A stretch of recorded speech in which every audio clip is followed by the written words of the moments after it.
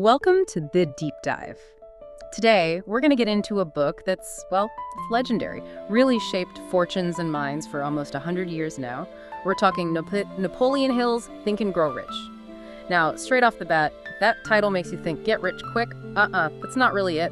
Our mission here is to dig deeper, pull out the real timeless principles. This isn't some quick fix formula. It's way more foundational. Think a mental blueprint for success. It's influenced some seriously big names. Exactly. And for this deep dive, we've gone through key parts of the book itself, plus looked at how people talk about its principles and impact today. Yeah. So we've got a pretty solid base to work from. Okay, let's unpack this then. How did this whole blueprint even come about? Think and Grow Rich, published way back in 1937. Just think about that for a second.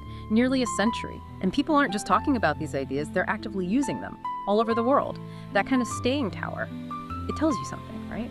Oh, absolutely. And what's really fascinating is the sheer work Hill put in. I mean, over 20 years, 2 decades. He meticulously interviewed more than 500 of the most successful people of his time. We're talking Henry Ford, Thomas Edison, Andrew Carnegie, the real titans. And from all that, he hit on something huge, almost revolutionary back then: success. Yeah. It doesn't just happen. It starts right here in your mind. He was convinced, and his research kind of backed it up, that thoughts are things, that if you have a clear thought charged with emotion and you stick with it, the universe sort of responds. Get thoughts are things idea. It's powerful, yeah, but it sounds a little out there, maybe. How did you make that practical? Because you said it's not like a business plan or stock tips. Exactly, not a how-to guide for running a company or playing the market. Hill's genius was figuring out the mental structure behind achievement. He laid out this mental blueprint. It's like a system for thinking, for believing, that once you really get it, it guides you towards your goals, whatever they are. Okay, got it. So with that background, let's get into the heart of it, those core principles, the ones that have really lasted. Our sources really zero in on a few key ones, and it all starts, crucially, with desire. Hill says a burning desire is the absolute, non-negotiable starting point, not just hoping or wishing. It's got to be this all-consuming thing. And here's the bit people often skip, but Hill insisted on it. Write down the exact amount of money you want, by when. And this is key, what you will give in return. He called that putting skin in the game. Makes sense. You're committing, not just asking. Right after desire comes faith. And just to be clear, this isn't necessarily about religion. It's belief in yourself. Yeah. Belief you can actually achieve the goal. He'll really push daily visualization, seeing your success, really seeing it, feeling it, as if it's already happened. It's about getting your subconscious mind on board, training it to work for you, not against you with doubts. When you truly believe, you start noticing things, opportunities that line up with that belief. That's fascinating how it taps into how our brains actually filter information. Okay, what's next? Auto-suggestion. This is where you're actively kind of programming your subconscious. Right? Exactly. Hill believed you should speak your goals out loud. Repeat them, morning and night. It's like creating this strong mental command. You're basically telling your subconscious, this is real, make it happen. It's more intense than just, positive thinking. Yeah. It's like positive affirmations on steroids, maybe, aimed at bypassing doubt. Training your mind like a muscle. I like that. And then there's persistence. You can't achieve anything significant without it. It's the absolute linchpin. Look, everyone hits roadblocks, successful people too. That's just part of the game. The difference, Hill found, is simple. Winners don't quit. He uses that famous analogy, right? The miner who stopped 3 feet from gold. Oh yeah, I know that one. Such a powerful image. It really is. Shows how close people can get before giving up. Persistence is just that gritty determination to keep pushing, even when things get tough or unclear. It really feels like Hill was way ahead of the curve on some things, like the mastermind group concept. We talk about networking and community all the time now, but he was onto this almost a century ago.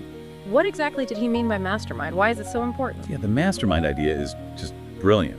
Simple, but so effective.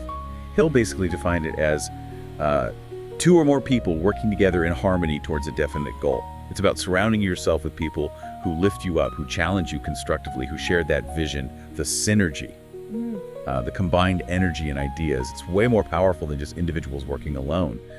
It highlights that success isn't usually a solo sport. Your circle, it matters a lot. Okay, but let's be real.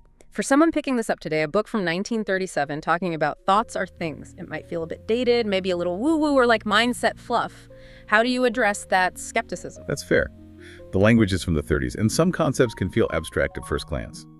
But here's the thing. Hill isn't just saying think positive. He provides a system, a kind of mental discipline. It's a framework you actively apply. And when people actually do the work, commit to the system, they report real shifts.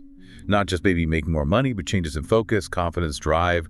It's less magic, more mental conditioning, you know? Right, structured. And speaking of structure, Hill had some really sharp insights into what holds us back, specifically fear. He laid out 6 main fears: poverty, criticism, ill health, loss of love, old age, and death. Wow, when you list them like that, they're still so relevant, aren't they? I bet most of us listening could probably point to 1 or 2 of those that have, stopped us in our tracks at some point. Absolutely. And that's one of the most powerful parts of engaging with his work. It forces you to look inward, to do some real self-reflection. You start asking yourself, okay, what am I really afraid of here? What's that hidden thing holding me back from going all in? Just asking those questions, answering them honestly. They can unlock so much potential that's just been sitting there, dormant. So let's talk impact. The influence of this book is kind of staggering, isn't it? We hear names like Oprah, Bob Proctor, tons of entrepreneurs crediting Think and Grow Rich as a major influence. Yeah, the influence is huge. And if you think about why, I think it's because the book isn't just about making money, per se. It's really about becoming the kind of person, developing the mindset, who can earn it, manage it, grow it. It's about building that internal foundation for success in whatever field you choose. And getting that transformation, it comes down to how you use the book, right? Hill himself was really clear on this. You can't just read it like a novel. You have to treat it like a manual. Study it, reflect. And crucially, you have to actually do the exercises, the work he describes. Right. Otherwise, well, nothing changes. Just reading isn't enough. Exactly right. That's his core message, still loud and clear today. You grow rich in your mind first, and the rest follows. It starts inside. So who is this really for? Who should pick this up or revisit these ideas, honestly? I'd say anyone feeling stuck, anyone who wants more but isn't sure how to get started. If you're chasing a dream, building something, or even just trying to, believe in yourself again, this blueprint, it's there for you. Like, ultimately, Think and Grow Rich isn't about wishing. It's about fundamentally changing your mindset, thinking in a way that basically demands success. It's a transformation. Which brings us to a final thought. Maybe a question for you to chew on. If achievement really does start in the mind, what unconscious thoughts, what unexamined fears might be subtly holding you back from whatever your next big thing is?